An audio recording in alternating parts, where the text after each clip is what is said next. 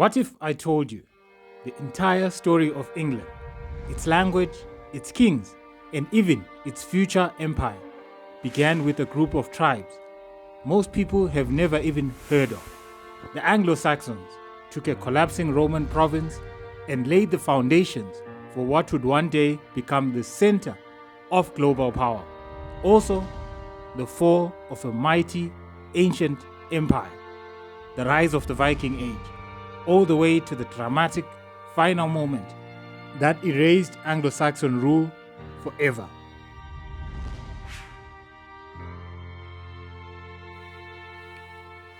Before the world spoke English, before red-coated soldiers marched across continents, and long before Britain became the head of a global empire, this island at the edge of Europe was nothing more than a forgotten wilderness. No kings, no castles, no England. Just a patchwork of tribes, Celts in the hills, Britons in the lowlands, and Roman outposts fighting to stay alive on the frontier of their crumbling empire. And here's the twist. The idea of Britain ruling over a quarter of the earth would have seemed insane to the people living here. To them, the island wasn't destined for greatness. It was simply home, isolated, vulnerable, and constantly fighting off invaders. But everything changed when new arrivals crossed the sea. Not Romans, not Vikings, but mysterious Germanic tribes, the Angles, the Saxons, and the Jutes. These weren't conquerors backed by empires. They were refugees, mercenaries, and settlers searching for a new life. They gave the land a new culture, a new identity, and even a new name. Because England literally means land of the Angles. Did you know, if these tribes hadn't arrived, the English language wouldn't exist. No English literature, no Shakespeare, no global lingua franca. To understand why the Anglo-Saxons rose, we need to look at how one of history's greatest empires fell. For nearly 4 centuries, Britain wasn't a lonely island on the edge of the world. It was a Roman province, plunged into the empire's vast network of roads, taxes, soldiers, and trade. Rome brought Britain things it had never seen before: stone cities, central heating, Latin literacy, coins, Christianity, and even wine. Life was changing fast, but by the late 4th century, the Roman world was on fire. Barbarian invasions smashed into its borders, civil wars tore the empire apart from the inside, and Rome no longer had the troops or the money to defend every corner. So in 410 CE, the unthinkable happened. Rome pulled out of Britain. No farewell parade, no plan, just a letter saying, "You are on your own." Raids began almost immediately. Picts from the north, Irish from the west, pirates from the sea. The Britons, once protected by the greatest army in the world, were now fighting alone. At first, these newcomers were just raiders.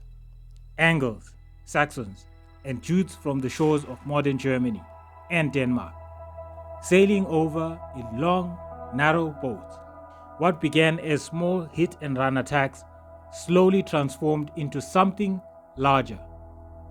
Migration. Families arrived. Farmers arrived. They didn't just raid Britain, they moved in. Archaeology makes this shift possible. New pottery styles, new house shapes, new weapons buried in the ground. A sudden cultural fingerprint stamped across Eastern Britain. Ironically, they never called themselves Anglo-Saxons. That label only appears centuries later, created by scholars trying to describe this new mixed world. Did you know Many English countries carry the names of these tribes. Sussex means South Saxons, Essex means East Saxons, and Middlesex once meant Middle Saxons. Before England was a kingdom, before cathedrals and knights, the Anglo-Saxons lived in a world of warriors, wooden halls, and pagan gods. At the top of society stood the king, not just a ruler, but a war leader, chosen from a powerful sin, a noble lineage believed to be descended from the gods themselves. Loyalty was everything. Warriors served their lord in exchange for protection, gold, and a place in the mead hall, the beating heart of political life. Their stories traveled too, but by memory, not by writing. Around campfires and inside smoky halls, poets recited heroic tales of monsters and kings. Centuries later, monks would write some of them down, and one of these tales became known as Beowulf. Interesting fact, Anglo-Saxon nobles were buried with everything they needed for the afterlife.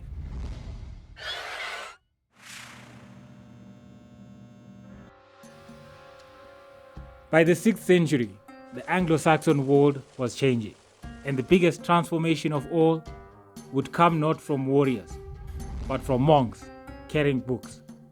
In 597 CE, a Roman missionary named Saint Augustine of Canterbury landed in Kent, sent by Pope Gregory the Great.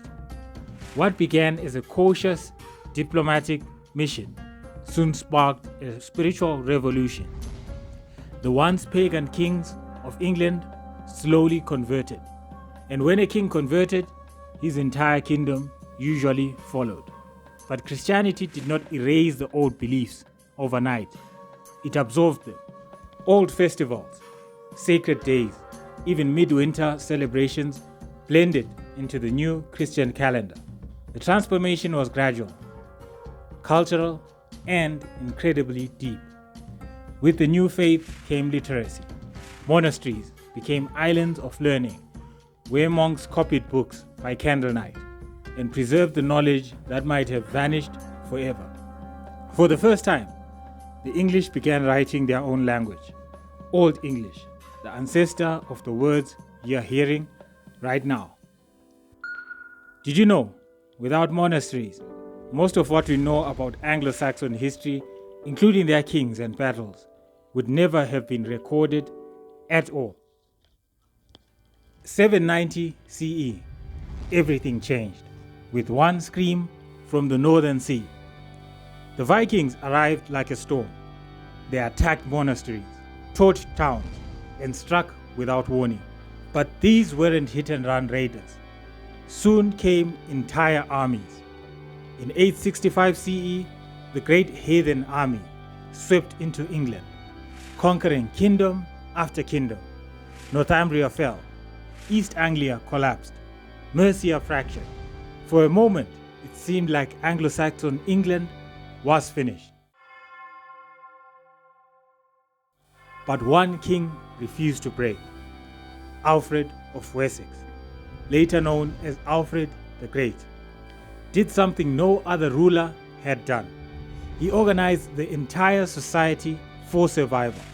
He built fortified towns called burghs across southern England, a defensive network so effective that many of his burghs still exist today as modern English towns. He reformed the army and created a navy. In 878, after hiding in the marshes, Alfred defeated the Vikings at Edington, a turning point that saved Anglo-Saxon England. Interesting fact, King Alfred personally translated Latin books into English, making him one of the only kings in history to act as a scholar and translator. By the early thousands, something remarkable was happening. The once fractured Anglo-Saxon kingdoms, Wessex, Mercia, Northumbria, East Anglia, were slowly merging into a political force, England. By the time Edward the Confessor ruled, England was powerful, wealthy, and united, but also dangerously dependent on one man. When Edward died in 1066, with no clear heir, England plunged into a succession crisis that would change the island forever. Powerful noble Harold Godwinson took the crown, but he faced not one invasion, but two. The legendary Viking king Harald Hardrada struck first. Harold Godwinson rushed north, won a brutal victory at Stamford Bridge, and wiped out the last great Viking threat to England. But his army barely had time to breathe. Just days later, William of Normandy landed in the south. Harold marched his exhausted troops across the country, and on 14 October 1066, the two armies met at Hastings. William the Conqueror won. Harold died, and 400 years of Anglo-Saxon rule ended in a single afternoon. But the story doesn't end in defeat, because even after the Normans took the ground, the Anglo-Saxon world refused to disappear. Their language shaped English, their laws shaped the kingdom, and 80% of English place names still come from them. The Anglo-Saxons fell, but their culture became the bedrock of England.